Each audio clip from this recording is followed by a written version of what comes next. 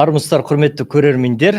Сіздермен Қазақстан Халқы Ассамблеясының жаңа бастамасы «Бір шаңырақ астында» атты подкастта сіздермен қауышқанымызға өте қуаныштымыз.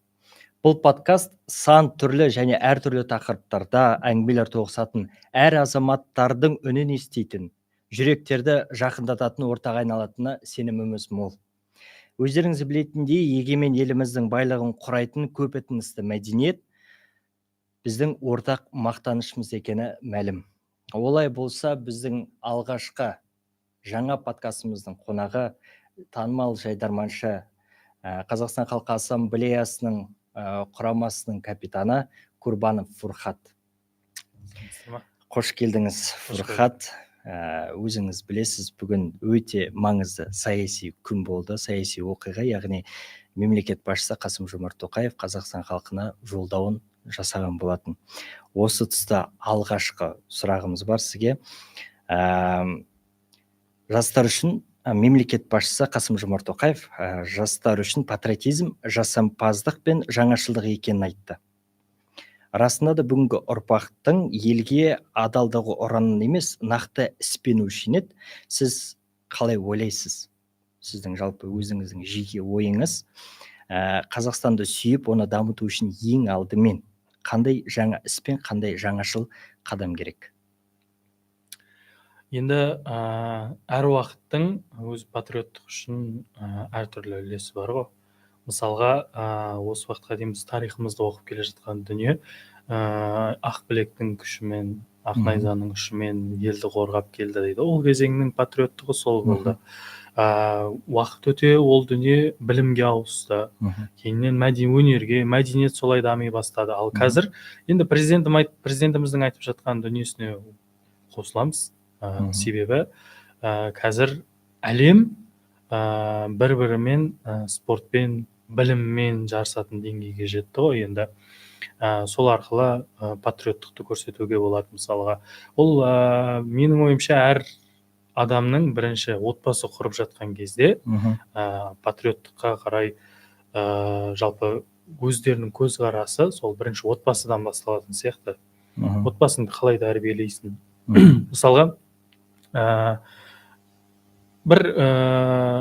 мысалы Жапонияның кейбір тұста, енді кейбір жерге кіріп қалсаңыз, комментарийде болсын, немесе басқа жерде болсын, Жапониямен салыстырып жатады. Ол халқы күшті, осындай мәдениеті күшті деген сияқты. Олар да бұл дүниеге жаймен келді. Яғни бұны бірінші олар патриоттық деңгейде бойларына сіңдіріп алды. Және оны маркетинг арқылы бұл Жапонияның мәдениеті деп көрсетті. Ал қазір мысалға Жапония туралы еститін болсаңыз, сіз өте бір таза, өте бір мәдениетті халық елестейді. Бізде өзіміздің еліміз туралы осындай көзқарас қалыптасу үшін еңбектенуіміз керек. Нағыз патриоттық сол нәрсе, ол елім, жерім деген ол жүрегіңде тұру керек. Ал ол елдің дамуы үшін өзің қай салада мықтысың, сол салада дұрысынан еңбектеніп, және дұрыс ұрпақ тәрбиелеу үшін алғы шарттармен жұмыс жасап бастасаң, патриоттық сол. Жастарға үлкендер тарапынан тек қана бағыт көрсету керек. Кейде патриоттық туралы өзіміз айтамыздағы, кейде үлкендер бұзып жатамыз да сол патриоттыққа деген дүниені. Тіпті үйде мысалға теледидар көріп отқан кезде, немесе көршіңмен сөйлесіп жатқан кезде, бала соның бәрін көріп өседі. Сөйтіп, ол бала да бір күні жас буынға айналады. Уақыт өтеді, ол бір студент болады. Одан уақыт өтеді, ол бір елде пікір айталатын адамға жетеді, адам ретінде деңгейге жетеді. Ал соған дейін оны тәрбиелеп шығарсаң, ол адамнан елге деген, өзінің жалпы ортасына деген бір пайдасы тиіп жатса, сен өзіңнің еліңнің алдында борышыңды өтедің ғой, енді дұрыс ұрпақ тәрбиелеп бердің ғой қоғам үшін. Ал қоғамды тәрбиелеу үшін бірінші өзіңнің отбасыңды тәрбиелеуің керек. Міне солай, бұл баяғыдан келе жатқан, аталар жолымен келе жатқан дүние ғой. Патриоттықты жоғалтпау, патриоттықты сезіну. Тіпті мысалға кейде бір өзіңнің мысалға Дубайға барғың келіп кетеді ғой бір Иә. сол кезде бүйтіп қарайсың да бурабайға бара салайыншы одан да патриоттық осы түбінде жатқан дүние сен таңдау ретінде өз еліңнің өнімін таңдап өз еліңе деген бір оның тіпті бизнесінің өзіне дамуына үлес қосатын болсаң міне патриоттық осы оны жан жақты алып қарауға болады. Ну сондай бір кішігірім айтқанда ұядан не көрсең деген осы жерден шығады дейсіз ғой. Одан қалды баланы жастан дейді. Иә, сізбен толықтай келісемін. Бірақ осы тұста айта кететін жағдай, бірақ шын мәнінде иә, патриоттық ол отбасынан басталады. Патриоттық жалпы отандық өнім дейміз. Негізі соның барлығын жастар дейміз. Бірақ алайда қазір жас балдарды алмайық, мысалы өзімізді де алайық, біз жұмыстан келеміз, мысалы үйге келген кезде бірден істейміз. Ұялы телефон шығарамыз, әлеуметтік желіге кіреміз, сосын сонымен отырамыз. Балаға айтамыз, ойна, не болмаса қолына ұялы телефон беріп қоямыз. Енді балаларымызды, жас ұрпақты осылайынан тәрбиелеп жатсақ ұялы телефонмен, яғни әлеуметтік желімен, онда біздің патриоттығымызды қалай балаларымызға жеткіземіз? Біздің құндылықтарымызды, ұлттық құндылықтарымызды балаларымызға қалай жеткіземіз? Я болмаса оны қазіргі форматқа ауыстыру керек па? Қалай жеткізсек болады деген сияқты ой ғой. Енді жаңа басында айтқан әңгімеме қайтып тоқталамыз ғой. Әр заманның өзінің бір қызығушылығы бар ғой. Мысалға енді бастап кезеңдер кітап оқу мәдениеті шықты. Одан кейін уақыт дамып теледидар шықты, компьютер шығып бастады. Енді біздің өзіміз жас кезімізде мысалға сол 2000-ші жылдар ғой. Бізге мүмкін дүние мысалы достарыңмен ойнайсың, жас балдармен ойнайсың, уже техника дамығаннан кейін соған қызығушылық ауып бастайды да, теледидар шықты. Ол жерден көрсетілетін кинофильмдер, ол жерден көрсетілетін мультфильмдер, соның барлығын көріп өстік та. Бірақ енді мен қазір ойланып отырсам, мысалы соның барлығы дерлік, енді телеарна басшыларының бір арнайы редакторлық жұмыстарынан өтіп, қанша бір тексерістен өтіп, одан кейін эфирға жолдама алды ғой. Яғни біз сол кезде де осы дүние болды. Шаршап келесің, үйде отбасыңмен отырып көресің, мысалы теледидар қосасың, теледидардан болып жатқан нәрсені отбасы болып отырып көресің. Сол кезде мысалға сенің жалпы ол кездегі жасың үшін көруге болмайтын дүниелер бар да. Оны уақытысында түсінбейсің. Ол кезде көріп ол нәрсеге бет бұратын болсаң, сен көзқарасың, пікірің ауысып кетуі мүмкін деген сияқты. Ал қазір телефон не? Қазір телефонда мысалға 7 жасар бала үйінде жатып, мысалы 60-тағы адамның көргісі келетін дүниесін интернетке жазса, бірден атып шығады, бірден көріп кете береді. Оны нақты бір контролировать ете алмайсың. Себебі іздеген жерлерін қатты қадағалайтын ата-аналар болмаса, ол нәрсе қараусыз қалып қояды. Сол үшін мысалға Балапан телеарнасы ашылған кезде және оның өз жұмысын бастаған кезде байқасаңыз, көп жас балдар сол кездегі сол телеарнаның бағдарламаларын көретін бір қазақша сөйлеп өсті. Әке, ана деген сөздер трендке ене бастады. Әкешім, анашым. Иә, қазір мысалға 2000-ші жылғы балдар, 2005 жылғы балдар мысалға көбіне әкешім, анашым деп сөйлейді. Өзінің ойын қазақша жеткізеді. Себебі ол кезде телеарнадан сондай контент көрсетілді. Балапан телеарнасын қосып қояды. Кез келген үйге барсаң, сол телеарнаны көріп отырады бала. Ол жерде кез келген өнімді көрсету алдында ол таза қазақша сөйлеткізіп қояды, керек емес жерлерді алғызып тастайды. Сонымен баланың өсу бағытында бір дұрыс нәрселер, дұрыс сөйлеудің өзі, қазір қазақша сөйлеудің өзі не болып қалды ғой? Тренд. Жоқ. Талай адамдар, көп адамдар танимын мысалға, өздері жалпы сыртқа шығып, жаңағыда қазақ тілін насихаттап жүреді, бірақ балдарымен үйінде орысша сөйлесіп жатады да. Сондай нәрсені айтқым келіп жатыр. Ол кезде Балапан телеарнасы жақсы өнім сыйлады. Ол кезде ол жастағы балдар үшін. Содан былай қарай YouTube ашылды. YouTube ашылғаннан кейін кейбір бала мысалы YouTube'қа кіреді дағы орыс тіліндегі контентті көреді, ағылшынша контентті көреді, біреу кәрісше контентті көреді. Бір қызық жағдай болған, осыдан бір жас бір туысымыздың кішкентай қызы ғой. Сол бірдеңе деп сөйлеп жүр, енді сақауланып сөйлеп жатыр ғой деп ойласақ, сол Кореяда оқып келген бір әпкеміз мынау кәрісше таза сөйлеп тұр ғой дейді. Сөйтсек ол көретін несі жаңағы бағдарламалары, жаңағы мультфильмдері ол кәрісше көреді екен.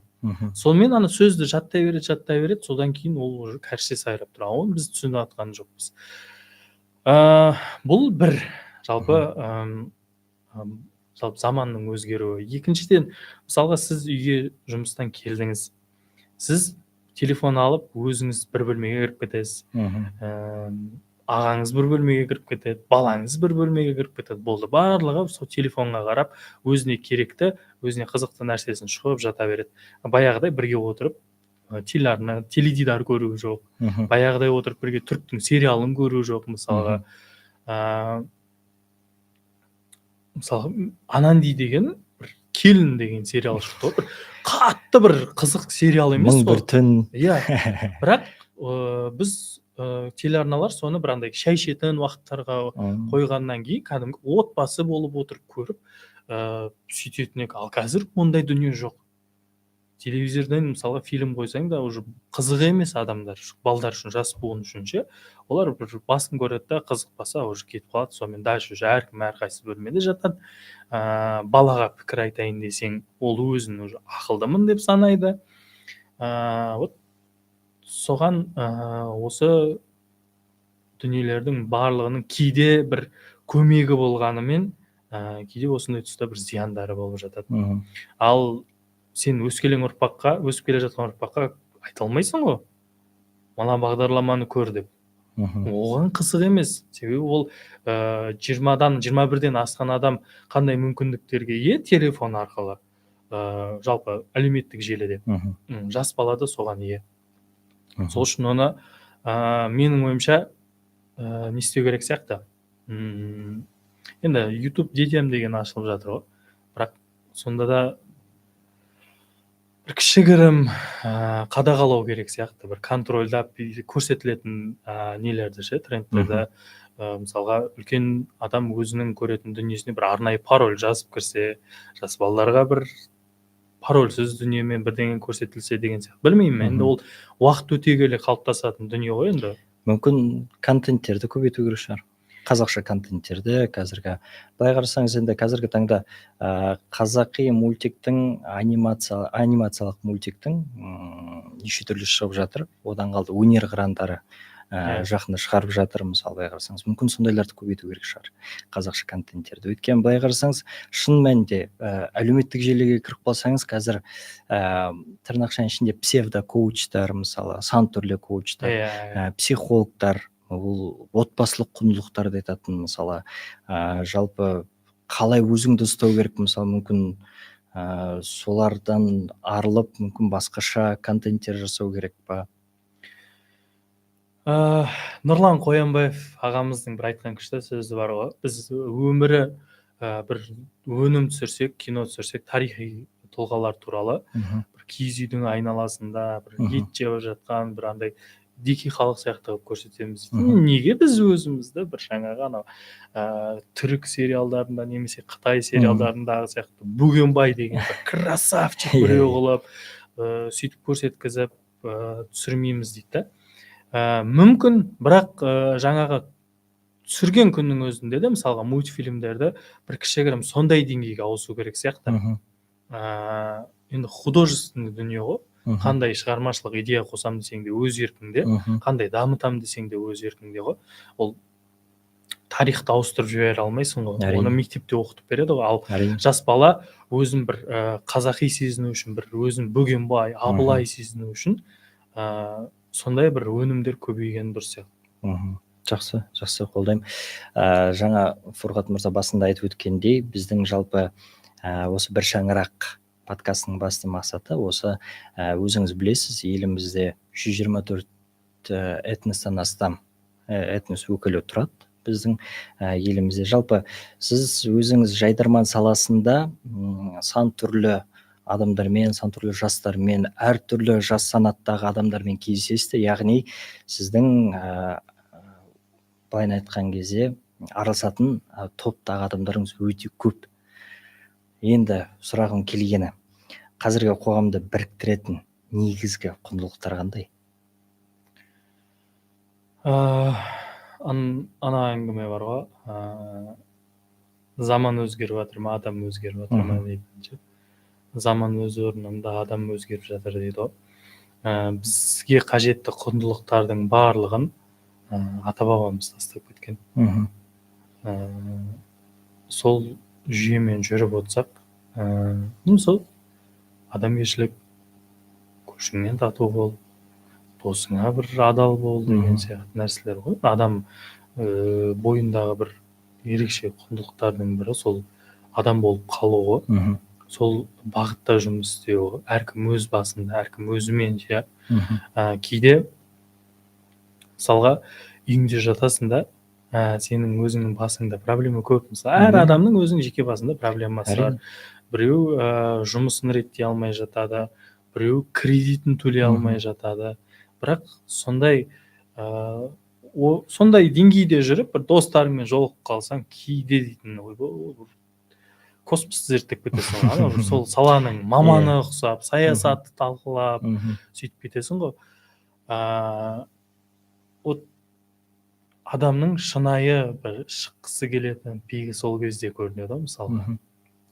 Ал жеке өмірге қайтып ауысып келсең, сен қайттан сол баяғы бір адам проблемасын арқалап жүрген адам болып қаласың да. Сен миыңда әлемдік проблеманы шешіп беріп жатсың, мысалға, достарыңмен сөйлесіп отырып. Ал бірақ өзіңнің жеке басыңа келген кезде сол нәрсені шеше алмай қаласың. Адами құндылықты сақтап, мысалға, дұрыс жүріп, кредитті де мысалға артығымен алмай, отбасыңмен де тату болып, өзіңнің айтып жатқан сөзіңе өзің жауап беріп, ісіңе жауап беріп, бір дұрысынан жүретін болсаң, сол құндылықтарды сақтап отырып дами бересің. Енді оны қазір мысалға уақыт өте кез келген дүниенің жаңа атаулары шығып кетті ғой. Финансовый грамотность. Оның бәрін алып келсеңіз, сол адами құндылықтардың ішінде бар. Сол нәрселерді сақтау енді көп. Әр саланың адам, мысалы, мектептегі баладан сұрасаңыз, ешкім бір мұғалім болам демейді ғой, немесе бір акиматта жұмыс істеймін демейді ғой. Барлығының басында туылған кезде бір асқақ арманы бар ғой. Біреу жұлдыз болғысы келеді, біреу әнші болғысы келеді. Бірақ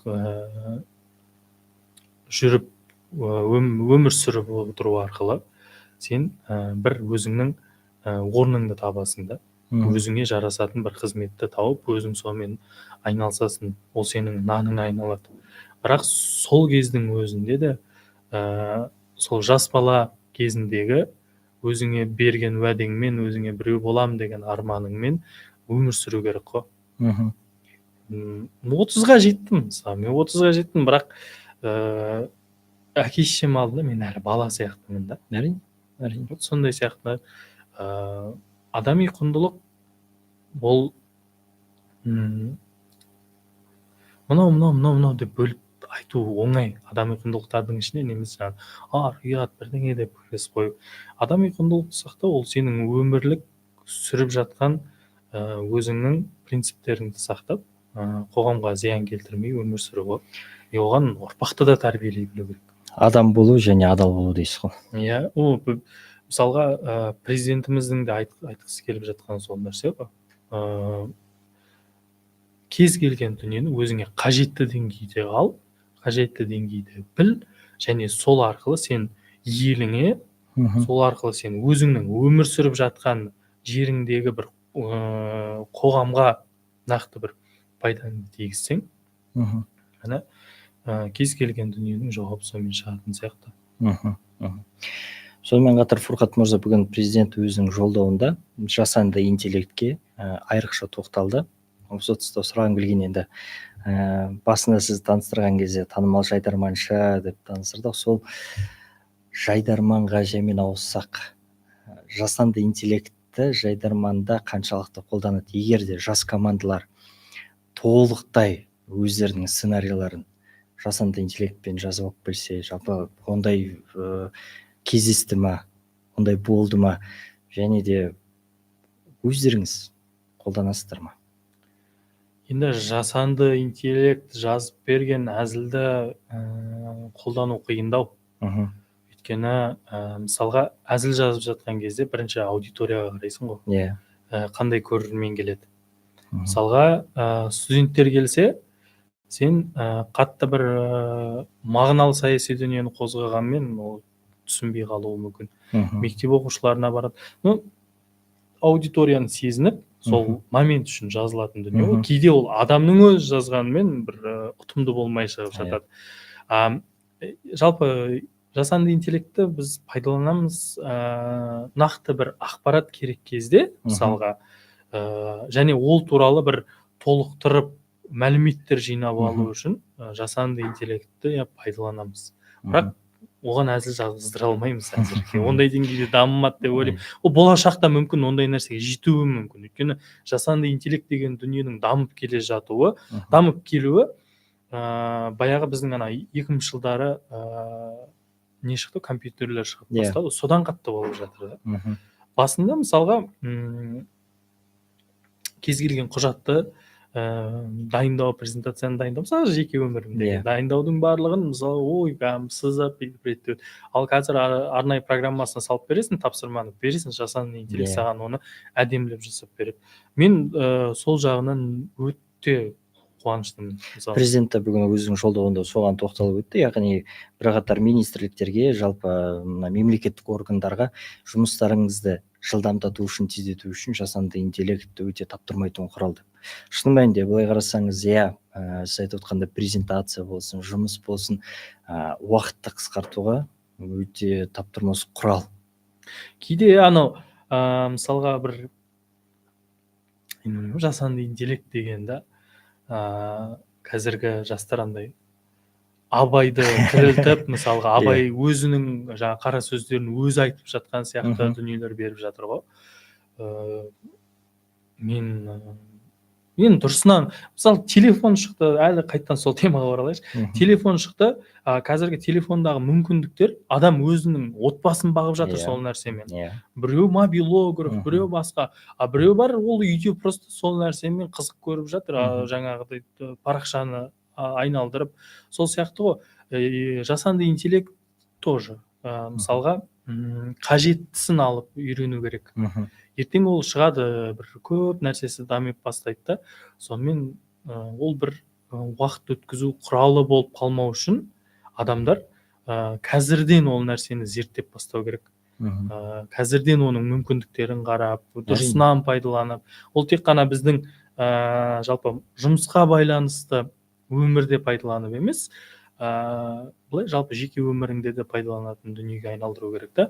Ол арқылы мысалға адам, мысалға телефон арқылы қазір миллиондаған табыс тауып жатса, бір адам ертең жасанды интеллект арқылы одан да көп табуы мүмкін. Келсем. Зерттеу керек, қарау керек. Жай ғана жасанды интеллекттің дайындалған бір, мысалға Роналдоның қазақша сөйлеген деген сияқты видеоларға таңғалып отырмай, оны ары қарай зерттеп, және өзіңде пайдалана білетін деңгейге жеткізсең, міне жасанды интеллекттің пайдасы сол кезде. Оны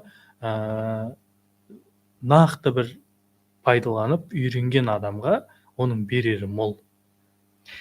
Толықтай келсем, негізі осы жасанды интеллекті тақырыбынан алыстамай тұрған кезде айта кететін жайт, шынымен де сіздің сөзіңіздің жаны бар.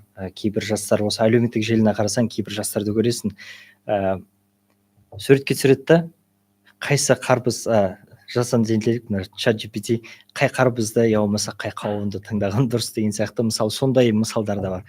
Бірақ зерттей келе дұрысынан қарасаң, шын мәнінде де сіз өзіңіз айтып өткендей, Роналдоның қазақша сөйлетіп қойғаны, одан кейін оларға шапан кигізіп домбыра ойнатып қойғаны, қазақ әндерінің шын мәнінде оны зерттей келе өзім көрейінші дедім осы. ертегі жасап анимациялық. Шын мәнінде өте тамаша шықты. Кәдімгідей осы Абайдың 180 жылдығын пайдалана отырып, және де биыл айта кететін жайт, Қазақстан Халқы Ассамблеясының 30 жылдығы, соның барлығын ұштастырып, жасанды интеллект ертегісін жазып берді маған, барлық сөздерін, сол жақтағы кейіпкерлердің монологтарын жазып беріп, анимациялық мультфильм дайындап берді мысалы. Бізге тек қана қалғаны даже озвучкасына дейін де жасап берді.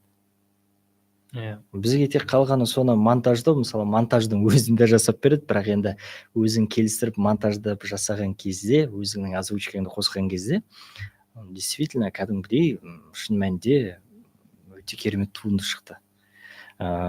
Сіздің сөзіңізді сол қолдап, шын мәнінде өскелең ұрпақ, жалпы өскелең ұрпақ емес, жалпы осы жасанды интеллектті қолданатын адамдар жақсы жағынан қолданса, өте керемет деңгейге шығады деген ойдамын, және де қосымша табыс табуға мүмкіндіктері өте көп деген ана нәрсеге де күшті сияқты жасанды интеллект. Мысалға үлкен жастағы кісілер бар ғой. Соларға да әдемі ғой. Мысалға көбіне мошенниктерге сол кісілер алданып қалып жатады. Ал сіз оның мысалы ChatGPT-дің өзіне мысалға аудиомен жазуды үйретіп қойсаңыз, және ол кісі мысалға осындай кез келген нәрсені сонымен ақылдасып отыр деп айтсаңыз, мысалға әжеңізге, ол соны істейді. И сонымен мысалға бір мошенник звондап қалса, ChatGPT-ге бүйт былай деп айтса, ChatGPT кәдімгі заңды түрде оның мошенник екенін шығарып береді. Сол арқылы да тіпті сондай моментте де ол нәрсені пайдалануға болады. Әрине. Үйрету керек. Барлығына үйрету. Мәдениет міндеттеуден басталады деген нәрсені естіген мен бір кісіден. Кез келген мәдениетке үйрету үшін, кез келген бір жаңа дұрыс өнімді сіңдіру үшін бірінші үйретіп бастау керек. Бірінші көрсету керек. Мына нәрсесін істе, сен осыдан пайда табасың деген сияқты. Сен осы нәрсе саған пайдалы деген дүниені көрсету керек. Сол кезде сол нәрсеге үйренеді, одан бір жетістікке жете бастайды, және бір өте үлкен бастамалардың бастауы болуы мүмкін. Солай міндетті көрсету керек. Әйтпесе біз еріншекпіз, жата береміз. Оны мойындау керек шын мәнінде. Фұрғат мырза басында айтып өткендей, сіз ассамблея құрамасының капитаны болдыңыз. Жалпы бұл құраманы құру ой қай жақтан келді, жалпы қалай құрылды, қандай қызықты оқиғаларыңыз болды? Білеміз, сіздер 2024 жылы ұлттық құраманың чемпионы болдыңыздар. Ұлттық лиганың чемпионы болдыңыздар. Жалпы қандай қызық оқиғалар болды? Негізі жайдарманшылардың подкасттарын, жалпы сұхбаттарын қарасаң, ой, бізде керемет деп біраз қызықты оқиғаларын айтады. Сондай мүмкін бір қызықты бір оқиға бастарыңыз өткен шығар. Жалпы жайдарман ойнауды 2013 жылы бастадым. Енді мен өзім ұлтым өзбек. Біз енді халықаралық қазақ-түрік университетінде оқыдық, Түркістан қаласында. Сол кезде команда, енді ол ұлтқа қатысы жоқ, бірақ команда құрылды. Сол университеттің атынан ойнайтын. Енді сол кезде Руден деген команда болды Россияда. Ол әртүрлі ұлттардан құралған. Солардан бір қарадым, содан кейін бір өзіңнің командаң болған қалайсың ғой енді. Сөйтіп ол енді тәжірибе ғой барлығы, просто мида тұрды сол кезде, мен осындай команда шықса екен ғой, шығарсақ екен ғой деген сияқты. Шығарсам емес, енді біреу шығарса сол командада ойнасам деген сияқты ойым болды ғой. Сонымен уақыт өте келе 2017 жылы мен жайдарман Қазақстан КВН одағына жұмысқа кірдім. Сол жерде Есен ағамызбен отырып, Есен ағамыз енді ол ойды менен бұрын миына сақтап келе жатқан ғой. Сонымен бір халықаралық ойын өтті. Осы Қырғызстан, Түркменстан, Тәжікстан барлығынан команда келіп, тек Өзбекстаннан келмей қалды сол кезде. Сөйтіп жалпы елімізде тұратын өзбек ұлтының азаматтарымен бір команда шығарыңдар деді. Сонымен жақсы деп шығардық, ойнадық, өте әдемі кетті. халық өзбектер туралы әзілді қатты жақсы көреді, біз қазақ Иә. халқы. Мен сол жаңағы құрылыстың темасы, палау, жаңағы тамақ, сондай темалармен жалпы менталитет бойынша қалай таниды, сол бағыттардағы әзілдерді жазып келдік. Сонымен Есін аға ұсыныс тастады. Әртүрлі ұлттармен көрейік деді.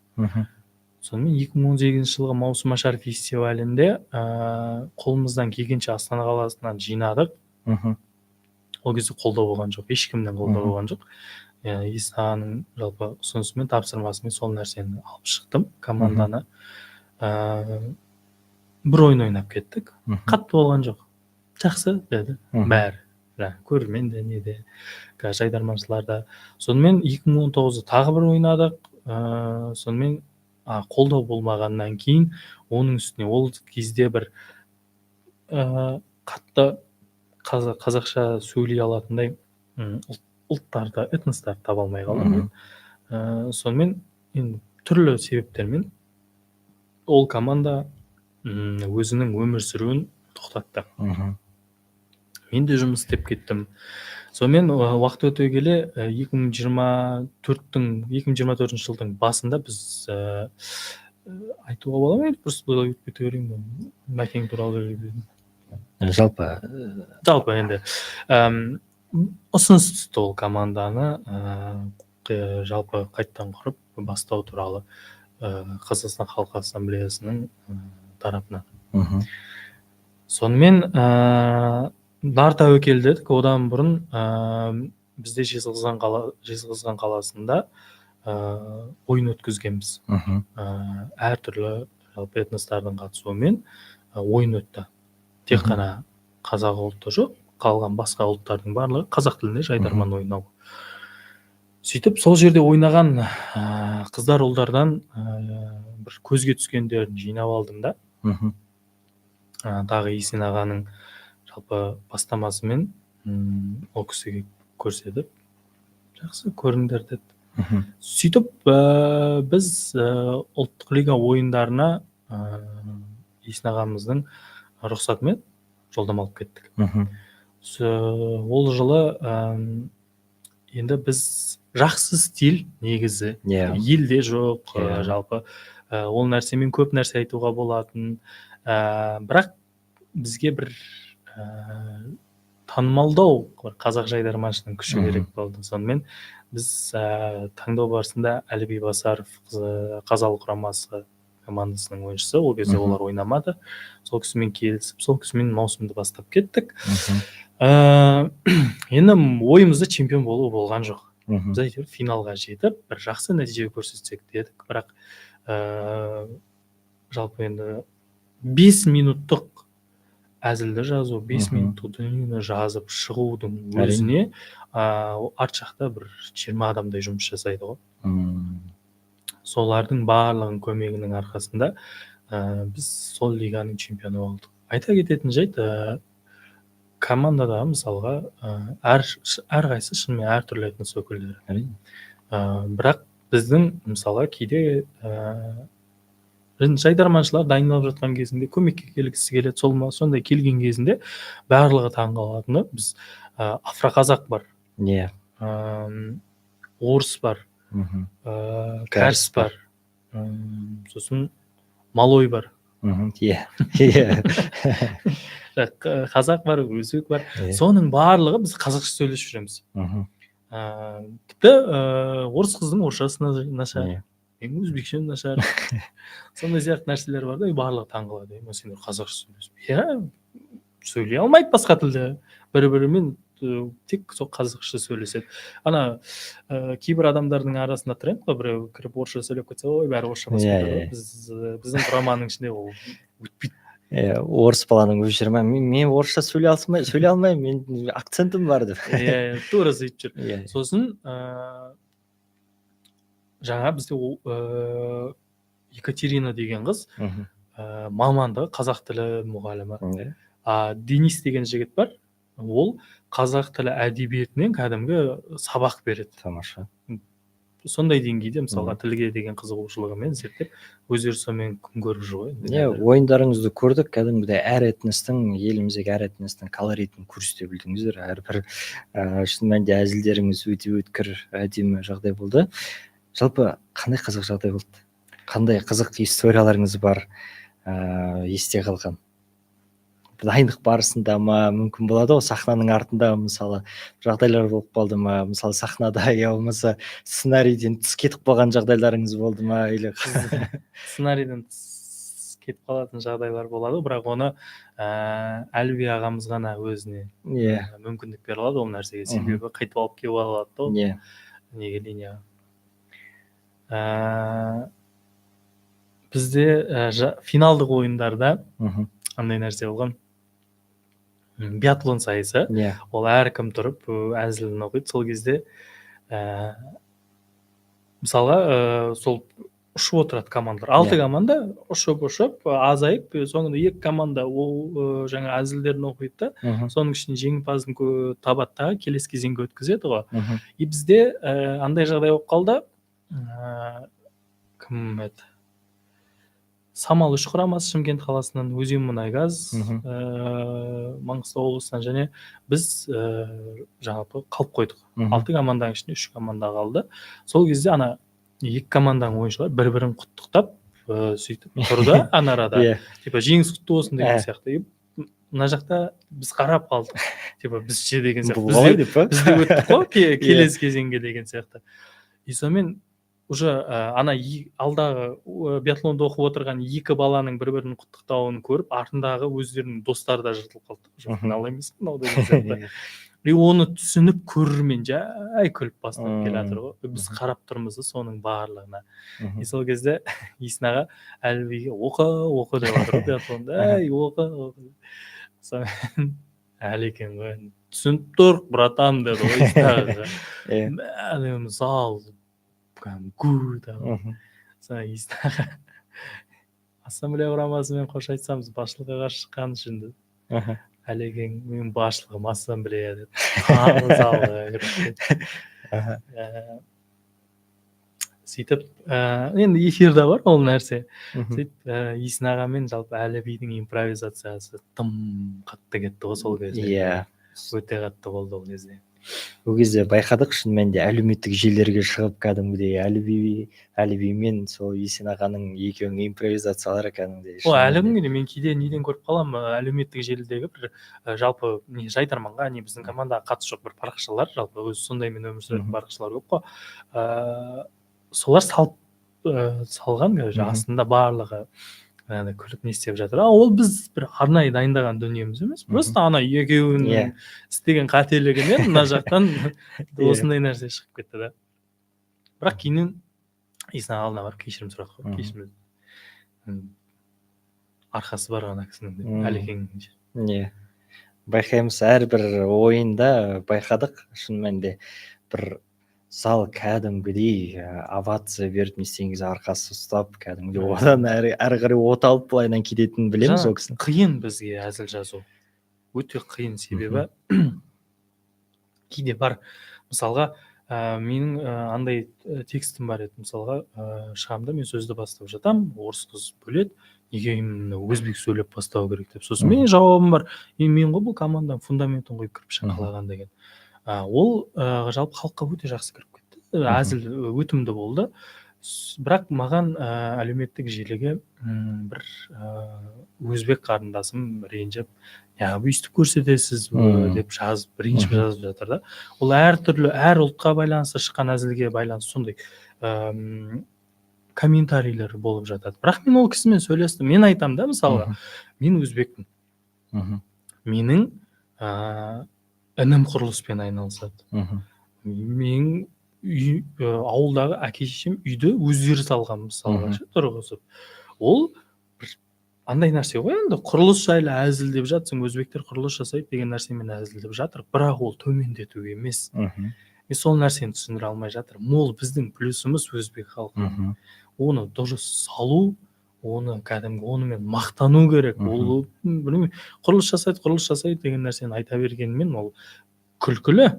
Оны өзбек айтып жатса ол екі есе күлкілі, бірақ сол арқылы ары қарай уже жалпы мысалға әр ұлттың өкілі өзінің ұлты туралы әзілді беріп жатса, айтып жатса, ол бір кемсіту емес.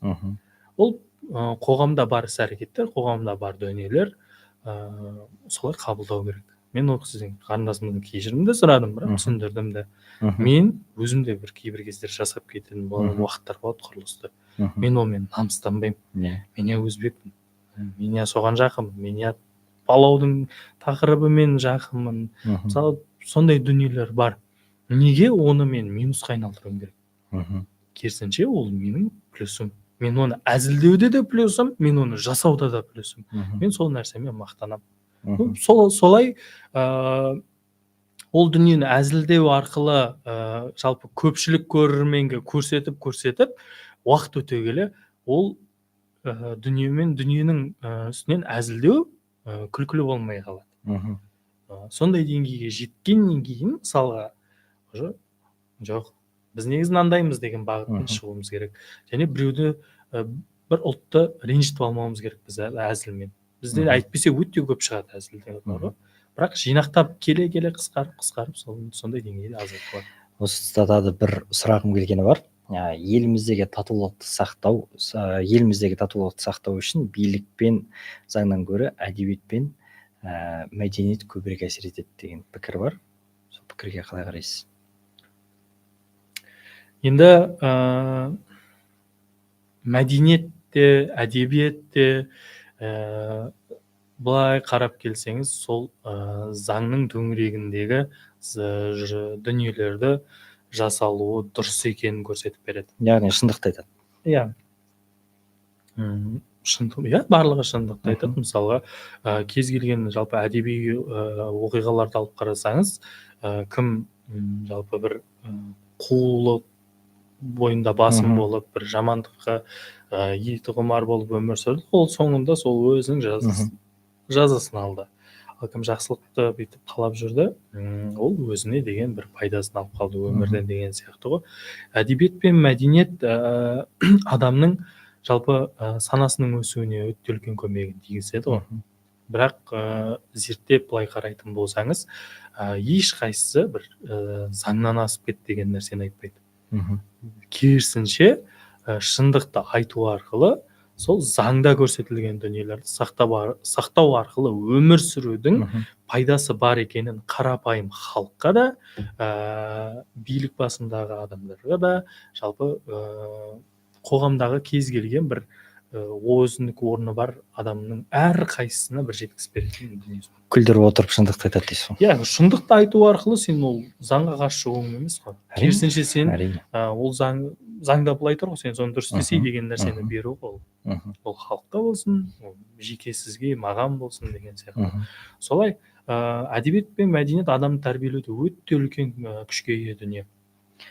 Ең басты өмірлік ұстанымыңыз қандай? Менің ба? Білмеймін, мен қазір қандай бір құрастырып күшті жауап беруге болады ғой. Бірақ өмірлік ұстаным әрқашан адам болып қалу ғой. Ал қалғанын сол өзіңнің басыңа түскен өміріңнің сүру кезеңі арқылы импровизациямен ұрып кете бересің. Бастысы адал болу. Енді өз деңгейінде адам болып қалу. Керемет. Ал жас буын өкілдеріне, жас жайдарманшыларға жалпы қандай тілегіңіз бар? Біз уже аға болып қалыппыз ғой. Енді өзіңіз айтқандай 30 жасқа келдік. Енді кез келген заманда сынайтын үлкен адам табылады. Жастардың жалпы өсіп келу жолындағы. Бізде сол жастардың, мысалы 10 сынып, 11 сынып оқитын кезде бір өзіндік пікірге ие болдық. 18 жаста бір пікірге ие болдық. Және оны дұрыс деп санап өмір сүріп келдік. 25-30 жасқа жеткеннен кейін ол нәрсенің егер жасап кеткенде қателесетінімізді сол уақыт өте түсіндік қой. Енді жастарға айтар кеңесім, жалпы қателесуден қорықпаңыздар. Мгм. Қателесуден қорықпаңыздар, бірақ енді қорықпа дегенде бір андай аты шулы бір қате істерді жасаудың қажеті жоқ. Мысалға жұмыс барысында бір қателік жіберіп қойып, оны қайттан басынан істеуге, ол барлығы мүмкін. Мүмкіндік беріліп қойған адамға сіз бір рет қана өмір сүріп жатсыз. Оны бос дүниелерге құртып алмаңыздар. Айтарым сол ғана. Ары қарай әркімнің өзінің маңдайына жазғанын көреді ғой. Іште айтылмай қалдау деген еш нәрсе қалған жоқ па? Білмеймін, егер шығып жатса бір кеп айтып кетермін. Бірақ жалпы еліміздің саясаты, жалпы қазіргі өмір сүріп жатқан кезеңіміз, өмір сүріп жатқан уақытымыз, барлығы Аллаға шүкір ғой. Барлығы бар. Адам болам, бір маман болам деп қалыптасам деп еңбектенетін болсаң, барлығы дайын тұр. Ең бастысы ерінбеу, еңбектену. Сол ғана. Қалғанын уақыт өте көре бересіз. Жақсы, рахмет көп өзіңіздің ойыңызбен бөліскеніңізге. Жалпы жастарға аз да болса өзіңіздің ойыңызды, өзіңіздің ақылыңызды білдіргеніңіз үшін көп рахмет. Олай болса, құрметті көрермендер, осымен Қазақстан Халқы Ассамблеясының жаңа бастамасы бір шаңырақ подкасты өз мәресіне жетті. Лайк басып, біздің арнамызға тіркелуді ұмытпаңыздар. Рахмет көп, келесі кездескенше.